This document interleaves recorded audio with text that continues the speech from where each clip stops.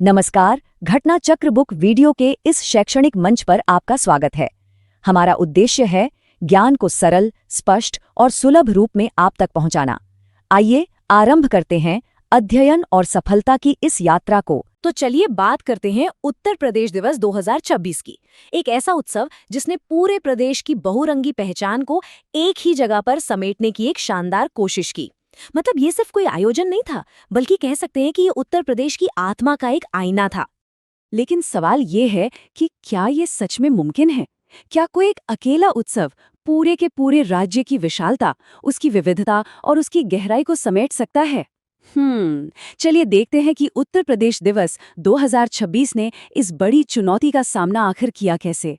कहते हैं ना कि किसी भी संस्कृति को अगर जानना हो तो उसके स्वाद को चखना सबसे जरूरी है। और बस यहीं से इस उत्सव की कहानी शुरू हुई, एक ऐसे आइडिया के साथ जो सुनने में तो बड़ा सिंपल लगता है, लेकिन उसे असल में करना उतना ही बड़ा और महत्वाकांक्षी काम था। 1 मिनट के लिए सोचिए जरा। उत्तर प्रदेश का हर एक जिला और हर जिले का अपना खास पारंपरिक स्वाद, सब कुछ एक ही जगह पर। मकसद बिल्कुल साफ था कि लोग सिर्फ पेट भरने के लिए खाना न खाएं, बल्कि हर कौर के साथ, हर निवाले में उस खास इलाके की पहचान को, उसकी खुशबू को महसूस करें। तो फिर जो लोग वहां आए, उन्होंने क्या अनुभव किया? उन्हें मिले अनगिनत विविध स्वाद, जहां हर एक कौर में मानो एक नई कहानी छुपी थी। उन्होंने ऐसी ऐसी अनोखी खानपान की परंपराओं को जाना जिनके बारे में शायद सुना भी ना हो, और सच में हर व्यंजन में उस जगह की आत्मा को महसूस किया। तो स्वाद का ये बेहतरीन सफर तो हो गया। अब इसके बाद बात करते हैं कला और संस्कृति की। और सच कहूं तो यही इस पूरे आयोजन का दिल था, वो जगह जहां प्रदेश की कला अपनी पूरी की पूरी रंगत में नजर आई। ये कोई मामूली मंच नहीं था, बल्कि एक बहुत ही भव्य स्टेज तैयार किया गया था।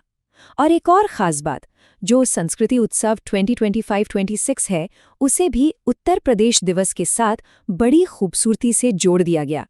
इससे हुआ ये कि कला का एक ऐसा संगम बना जिसने प्रदेश के कोने कोने से कलाकारों को एक ही मंच पर ला खड़ा किया।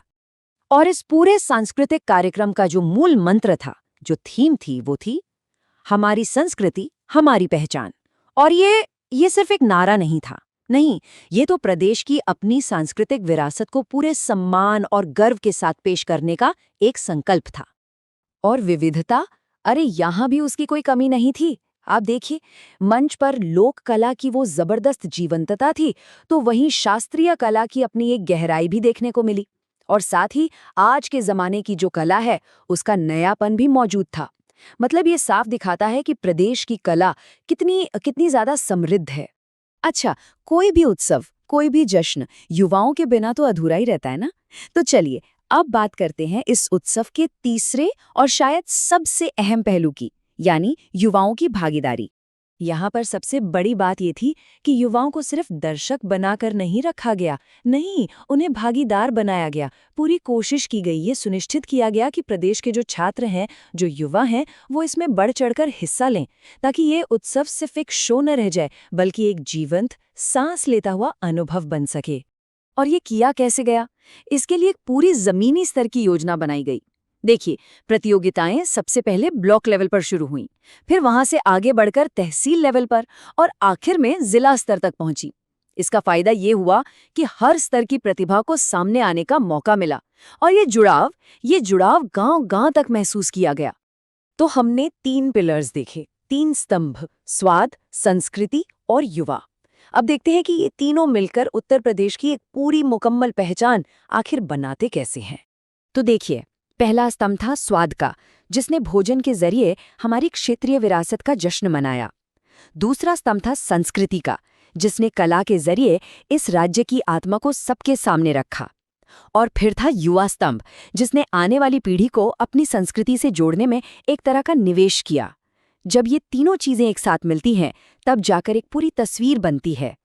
तो आखिर में एक सवाल मन में आता है, क्या सिर्फ एक उत्सव, चाहे वो कितना भी बड़ा क्यों न हो, किसी पूरे प्रदेश की पहचान को परिभाषित कर सकता है?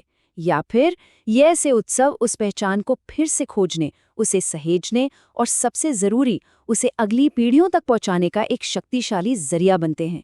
सोचने वाली बात है।